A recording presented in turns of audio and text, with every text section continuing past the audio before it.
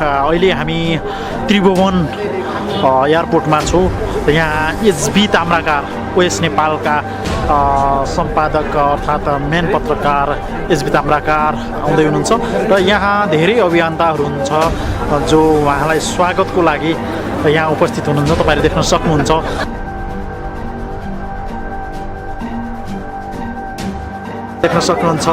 HB Tamrakar Nepal आइसक्नु भएको छ।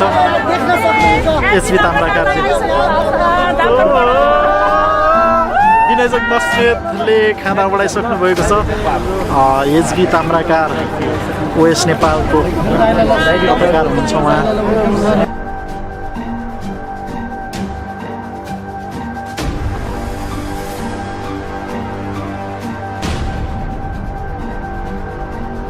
नमस्कार आदरणीय दर्शकवृन्द, म निशान्त सिलवाल आज पनि यहाँहरुमा उपस्थित भइसकेको छु।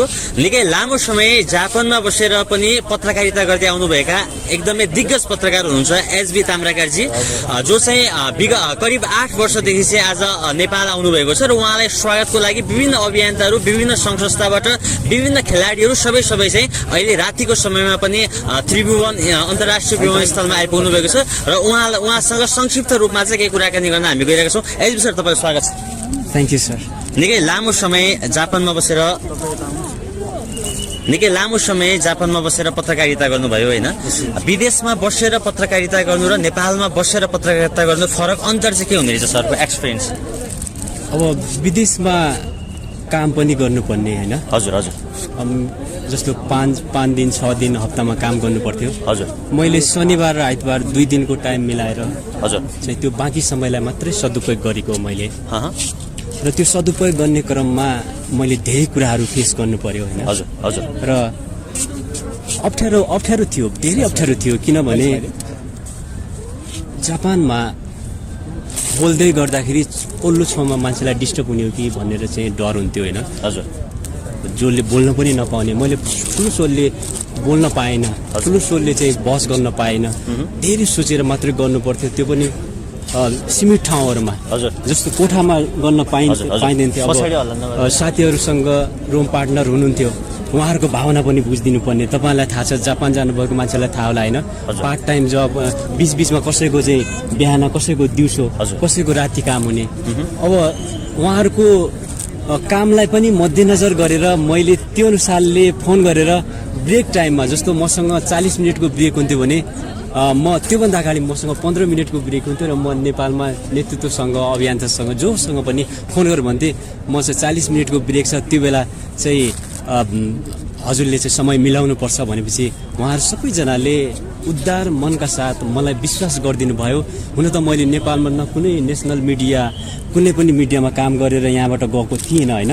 अध्ययन मात्रै सकाएको थिएँ र केही समय मैले मेरो अनुभव भनेको म एक दिन मात्रै ऋषि धमला दाईको रिपोर्टर्स क्लबमा गएको थिएँ र अलि म प्रभावित चाहिँ भएको हो होइन? पत्रकारिता गर्नुपर्छ भनेर। तर एउटा जुन कन्सेप्ट बोकेर म जापान गएँ, किनभने आर्थिक रूपले अत्यन्तै त्यो बेलाको अवस्था बहुत इकोनोमिकली पुवर थियो होइन? आर्थिक रूपले पैसा नै हो सबैभन्दा ठुलो कुरा, जसले गर्दाखेरि हामीलाई चाहिँ माथि उठ्न सजिलो हुन्छ। र मलाई नेपालमा पत्रकारिता गरौँ भन्दा पनि पछाडिबाट मलाई इकोनोमिकली हानिरहन्थ्यो क्या, पुरै पुस गरिरहन्थ्यो कि ममा भएको क्रिएटिभिटी म प्रेजेन्टेसन गरौँ, सो गरौँ भने मेरो परिवारको समस्या कसले बुझिदिने, उनीहरूलाई चाहिँ पैसा कहाँबाट जुटाउने। एउटा जेठो छोराको हिसाबले भाइ सानै थियो त्यो बेला अलिअलि होइन? राजेन्द्र यहीँ छ, राजेन्द्रलाई मैले यहाँ कसरी बोलाएँ, उसलाई राजेन्द्र थाहा छ, राम्रोसँग छ।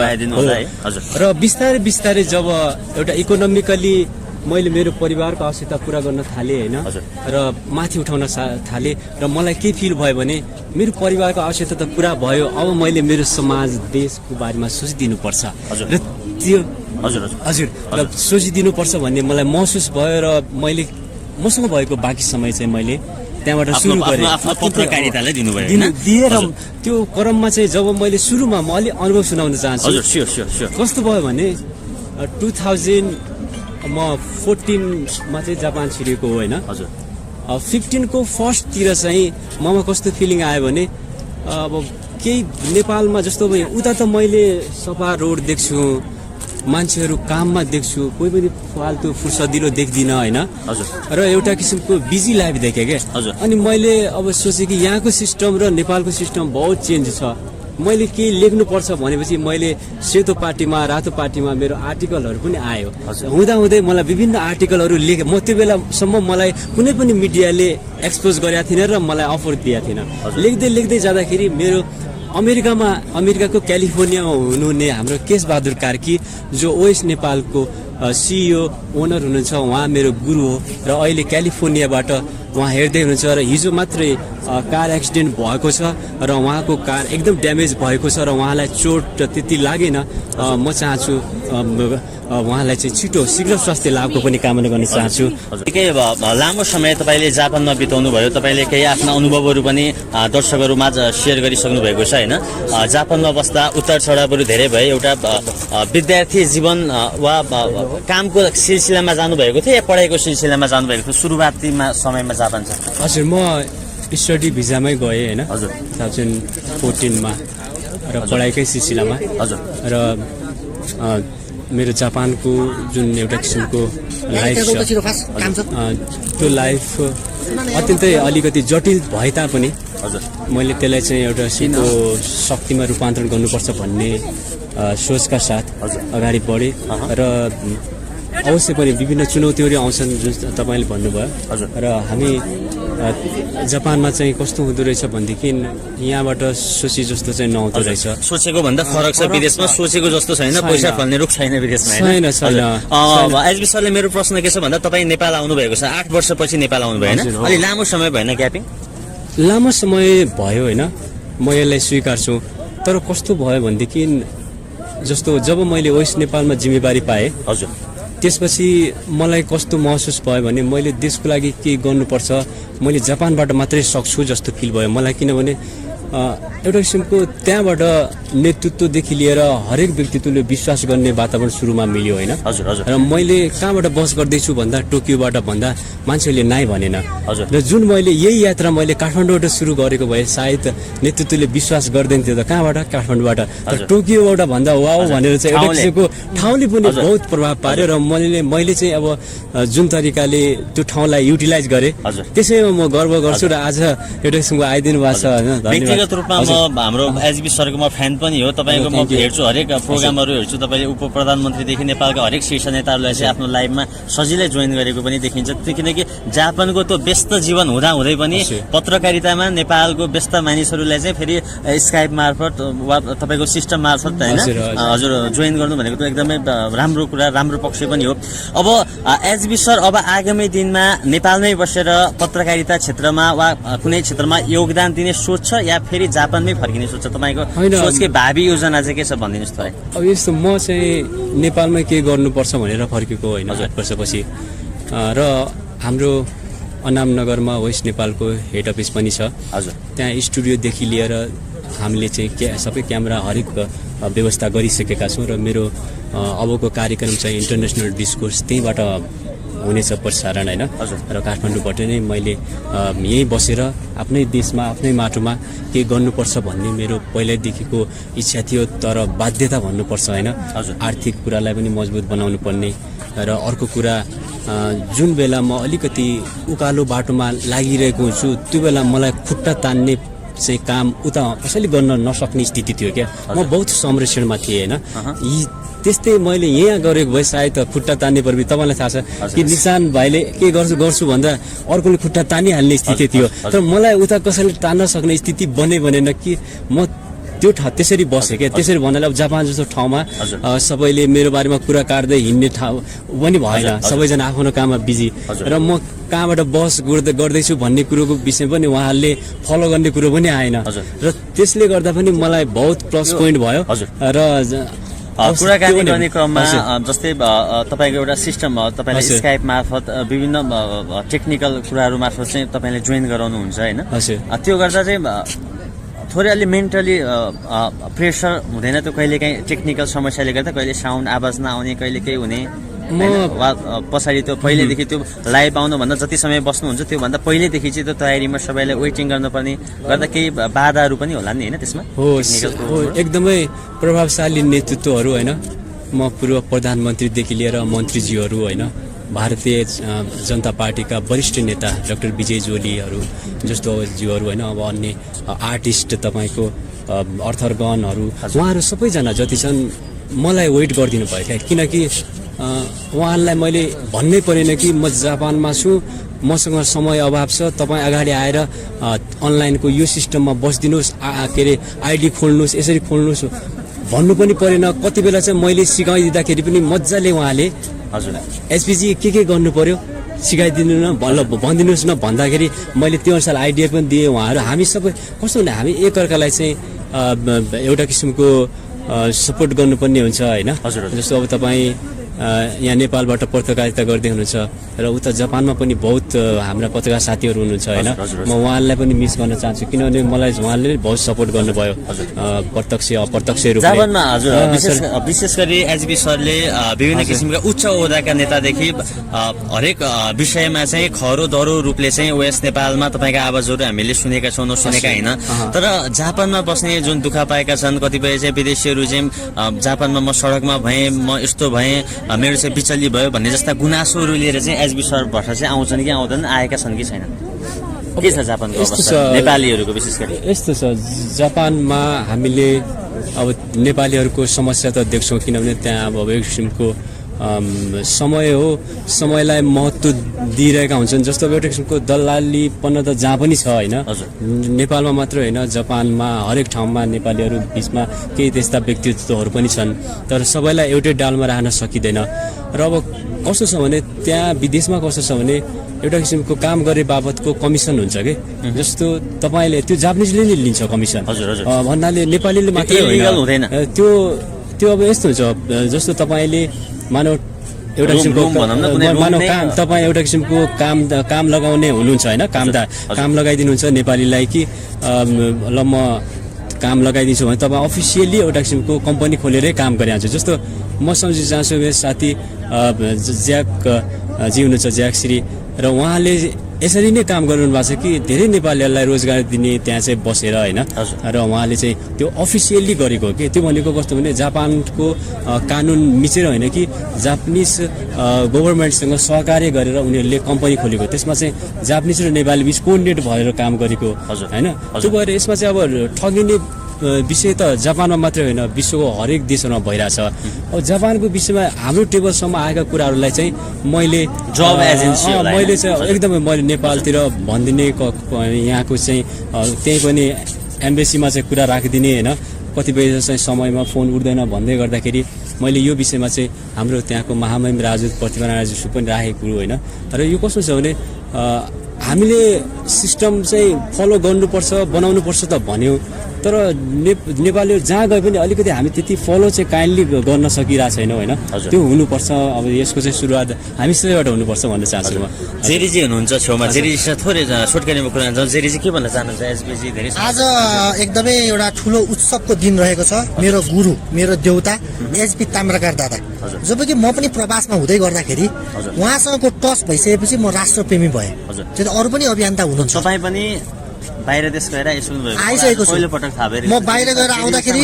10औं अन्तर्वार्ता लिएको छु होला पहिलो पटक उहाँसँग टच भइसकेपछि र हामीले प्राथमिकता उद्धार कार्यमा दिन्थ्यौँ एचबी दाईसँग टाइमको एकदमै सीमित टाइम हुन्थ्यो एचबी दाईसँग जुन पीडित आउँथ्यो त्यो पीडितसँग उहाँले संवाद गरिसक्यो त्यो केस उहाँले मलाई दिनुहुन्थ्यो र उहाँले इन्टरभ्यूको मार्फतबाट त्यसलाई चाहिँ व्यापक दबाब दिइसकेपछि हामीले चाहिँ सहकार्यमा अहिलेसम्म धेरै मान्छेको उद्धार पनि गरेका थियौँ सुरुमा शर्मिला तामाङदेखि लिएर साउदी अरबबाट कुवेतबाट शर्मिला तामाङदेखि लिएर साउदी अरबबाट सिद्धार्थ बिराईदेखि लिएर 15 जना 5 जना 1 जना गरेर दुबईबाट साउदीबाट धेरै मान्छेको हामीले उद्धार गर्न सफल भए अब एसबी दाई त्यो ठाउँमा नभइदिएको भए जेरी यो ठाउँमै हुँदैन थियो यो जति पनि म आज यो ठाउँमा छु मेरो एसबी दाईको कारणले र यो मैले एउटा ट्रुली भन्नु पर्दाखेरि मेरो गुरु त्यो एउटा दाईको टचबाट म आज एउटा देशप्रेमी बन्न पुगेँ म आज सही ट्र्याकमा छु आज म सही व्यक्ति बन्न सकेको छु मान्छेहरू हामीले धेरै कमाएको छौँ आज एसबी दाईको नेपालमा पाउँ परेको छ राष्ट्रभूमिमा मातृभूमिमा उहाँको पाउँ परेको छ अब 8 वर्षपछि यो राष्ट्रमा भ्रष्टाचार विरुद्धको अभियान त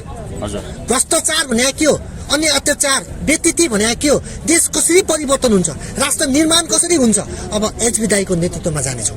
हामीले धेरैलाई हेऱ्यौँ, हामीले स्वकार्यमा हामी गयौँ, एचबी सरले अबको दिनमा नेपाल बस्दा चाहिँ भ्रष्टाचार विरुद्ध कुरीति कुसंस्कृति ठग यो विरुद्धमा चाहिँ कार्यक्रमहरू आवाजहरू उठाएको चाहिँ उहाँले बाहिर बस्दाखेरि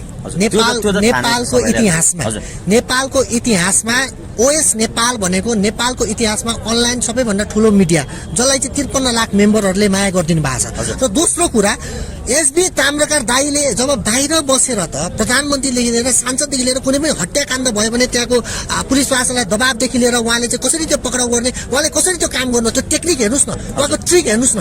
बाहिर बसेर उहाँले एउटा अनलाइन मिडियाबाट प्रधानमन्त्रीलाई दबाब दिने, इन्डियाको मोदीको मान्छेलाई दबाब दिने, चाइनाको दूतहरूलाई दबाब दिनेदेखि के गर्नु भएको छ नेपालको इतिहासमा यस्तो पत्रकार देखाउनुहोस् मलाई एकजना, कसले चाहिँ यसरी इन्टरभ्यूको मात्रबाट दबाब दिएर चाहिँ हामीले उद्धार कार्य गर्न सफल भएको छौँ।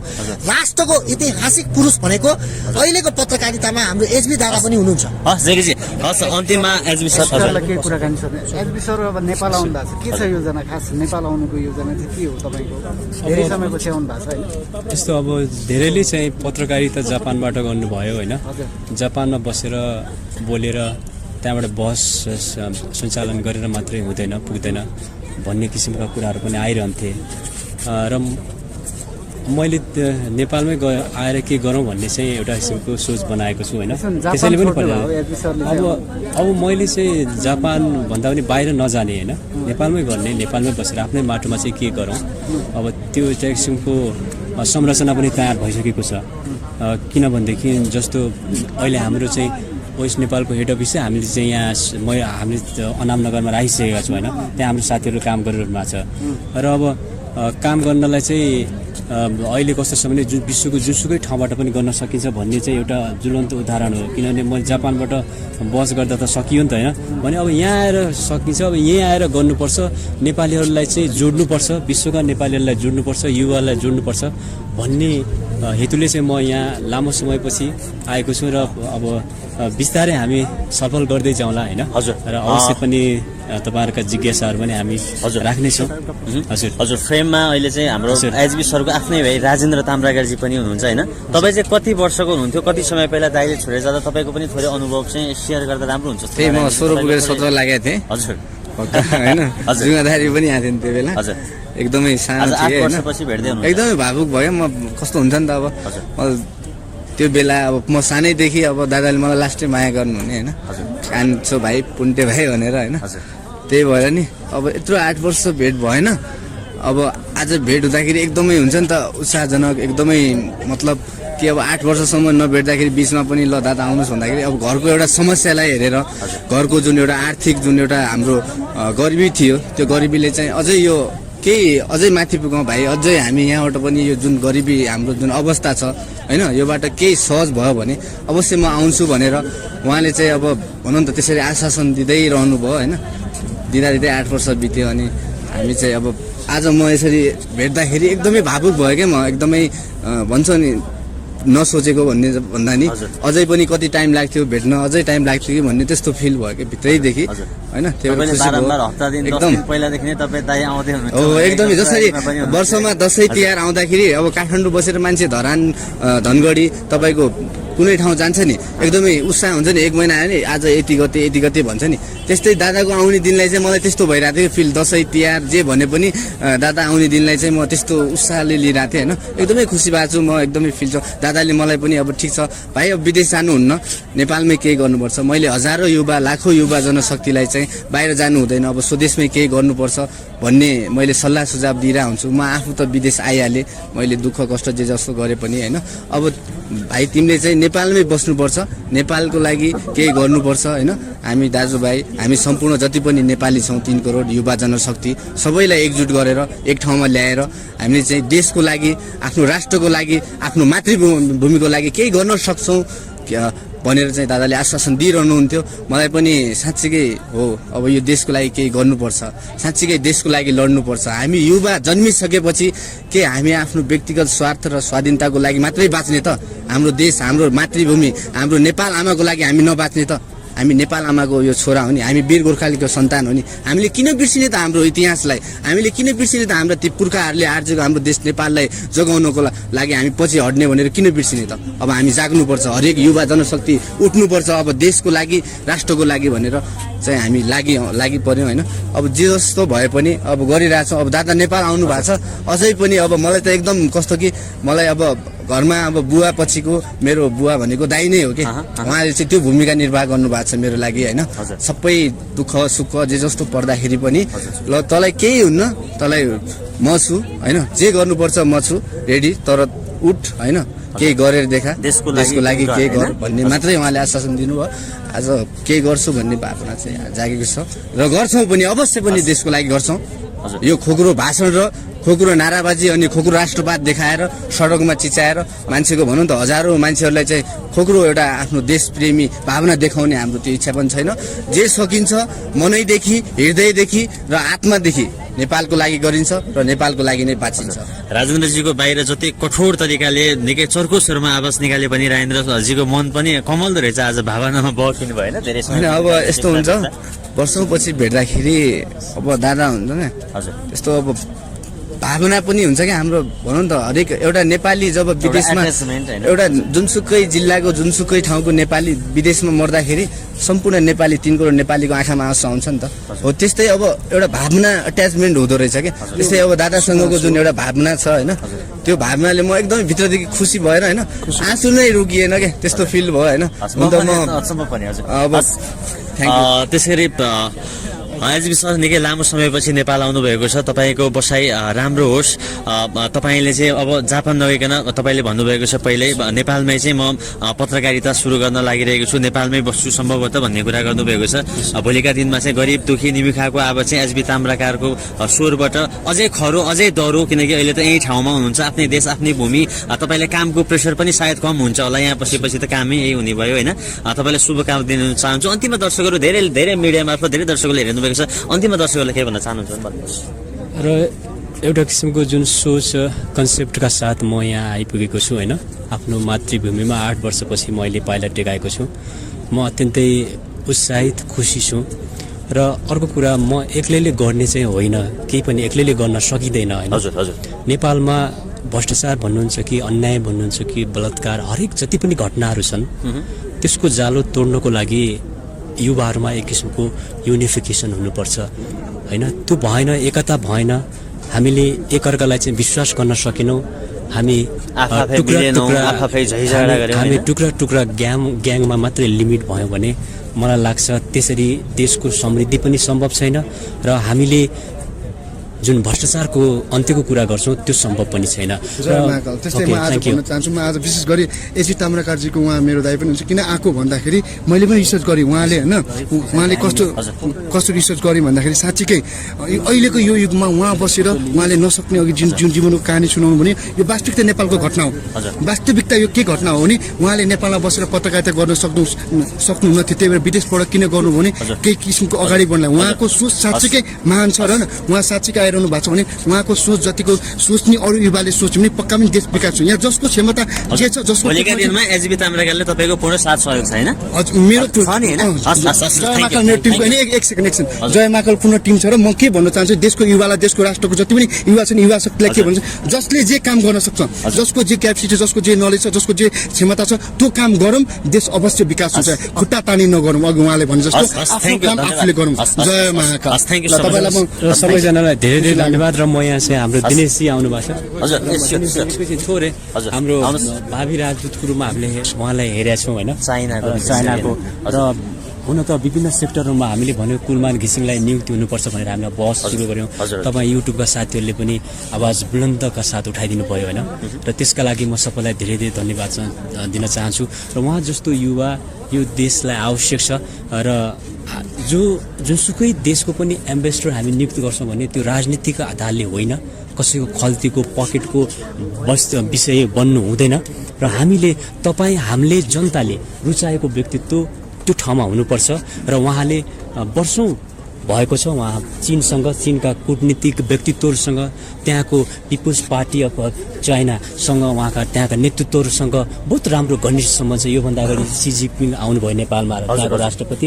त्यो बेला पहिलो ब्रिफिङ चीनबाट उहाँलाई, तर यहाँको मान्छेले, यहाँको पत्रकार साथीहरूले सबैले चिनिदिने हो भने यसरी सबैलाई हामीले, मैले उहाँको एउटा जुन एउटा प्रतिनिधि पात्र हो उहाँ, अरू उहाँलाई ल्याउन, उहाँलाई ल्याउ बिना स्वार्थ निस्वार्थ रूपले ल्याउन सकिन्छ। र अब म एक्लैले म आएँ म गर्छु भन्ने मैले त्यो अहमता देखायो भने सम्भव छैन, किनभने नेपालमा खुट्टा तान्ने प्रवृत्ति र ध्वस्त बनाउने प्रवृत्ति अझै कायम छ। हेर्नुहोस् होइन, मैले अहिले पनि यहाँ एयरपोर्टबाट बाहिरिने क्रममा देखेँ क्या, जापानबाट आउँदा हाम्रो काम कति क्विक हुन्थ्यो क्या, बहुत स्पिडमा होइन, कि त्यहाँको जानिसहरूलाई चाहिँ न गफ गर्नु छ न कसैसँग छ। तर यहाँ मैले देखेँ, अब हुन त म कसैलाई ओभर इस्टिमेट गर्न चाहन्न, उनीहरूलाई चाहिँ मैले डोमिनेट गरे पनि होइन, यो मेरो इन्टेन्सन होइन। तर के हो त भन्दा जो एउटा जो सिस्टम अफ डुइङ वर्क हुन्छ नि, त्यो चाहिँ के छ भने नट होइन satisfied, I am not satisfied, तपाईँहरू पनि हुनुहुन्न। त्यसैले लेट्स रेज स्ट्रङ साउन्ड होइन, हामीले हात जोडौँ, काँधमा काँध जोडौँ र अवश्य पनि सम्भव छ, परिवर्तन सम्भव छ र हरेक कुराहरूलाई चाहिँ हामीले तोड्न सक्छौँ। र म सबैलाई विशेष धन्यवाद दिन चाहन्छु, युट्युबका साथीहरू, अन्य पत्रकार मित्रहरू, सबै जति पनि अभियन्ता साथीहरू छ। एसबी सर चाहिँ लामो समयको बसाइपछि नेपाल आउनु भएको छ। म चाहिँ यदि खुसी छु, एकदमै हर्षित छु। म दिनको 2-3 बजीदेखि नै उहाँको प्रतीक्षामा थिएँ। यद्यपि अब सधैँ जस्तो हाम्रो त फ्लाइट डिले भयो, अलिकति डिले भयो, तर केही छैन। हाम्रो यो उत्साहपूर्ण युवाहरूले उहाँको स्वागत भएको छ र म भित्रै गएर मलाई स्वागत गर्न पाउँदामा म आफूलाई भाग्यमानी ठानेको छु। र अर्को कुरा, हाम्रो देशमा युवा, जो सशक्त युवाहरू जो फर्किँदै हुनुहुन्छ नि, हाम्रो यो स्ट्रेन्थ, हाम्रो बल, हाम्रो देश जुन विकास गर्ने हामीले प्रण गरेका छौँ, भ्रष्टाचार रहित समाजमा हामीले परिकल्पना गर्नुमा उहाँले चाहिँ एउटा ठुलो योगदान पुर्याउनुहुन्छ भन्ने चाहिँ मैले विश्वास लिएको छु। र यसरी नै युवा जोसँग सम्बन्धित छन्, जो देशको ज्ञाता छन्, विज्ञ छन्, तिनीहरूलाई राइट म्यान राइट प्लेस गर्ने भन्ने उहाँको जुन चाहिँ पहिला जापानदेखि नै उहाँले उठाइरहनु भएको थियो आवाज, उहाँले नेपालमा आएर हामीसँग हातमालो गरेर आगामी दिनमा चाहिँ हामी अगाडि मिलेर बढ्नेछौँ भन्न म चाहन्छु। अन्त्यमा हामी माझ जेएसपी साहब पनि हुनुहुन्छ, जेएसपी साहबको केही भनाइ राख्न चाहन्छु। एसबीजी आज आउनु भएको छ, के भन्न चाहनुहुन्छ? सर्वप्रथम के त भन्दाखेरि हाम्रो एसबी ताम्राकार जो एउटा राष्ट्रिय अन्तर्राष्ट्रिय एउटा चाहिँ पत्रकार पनि हो, विज्ञ पनि हो, एउटा विश्लेषक पनि हो, योग्य पनि हो। उहाँलाई चाहिँ मातृभूमिमा हामीले स्वागत गर्न पाउँदा हामी अत्यन्त आभारी कृतज्ञ भएका छौँ। देशमा अन्याय, अत्याचार, भ्रष्टाचार व्यथितिले चाहिँ चरम सीमा नागेको अवस्था छ। पत्रकार जगतको पनि सम्मान र गरिमा चाहिँ राज्यले चाहिँ सम्मान गर्न सकेको अवस्था छैन। अब देशका चाहिँ के भन्दा देशका प्रत्येक चाहिँ युवाहरूमा, देशको युवाहरूको कर्ममा देशको चाहिँ भाग्य र जनताको भाग्य र भविष्य निर्माण भएको हुन्छ। त्यसैले उहाँ जस्तो युवाले 8 वर्ष जापान बसेर जापानबाट पनि देशमा रहेका विसङ्गति, विकृति, सहयोग, समाजसेवा आदि गरेर चाहिँ उहाँले आफ्नो आइडेन्टिटी बनाउनु भएको छ। यस्ता व्यक्तित्वलाई हामीले सम्मान गरेका छौँ। उहाँको चाहिँ एउटा भिजन, एउटा उहाँले लिएको एउटा चाहिँ के भन्दाखेरि विचार, उहाँले गरेका तर्क, उहाँले हिँडेको मार्गलाई हामीले सहकार्यका साथ सम्पूर्ण आम नेपालीहरूमा चाहिँ हामीले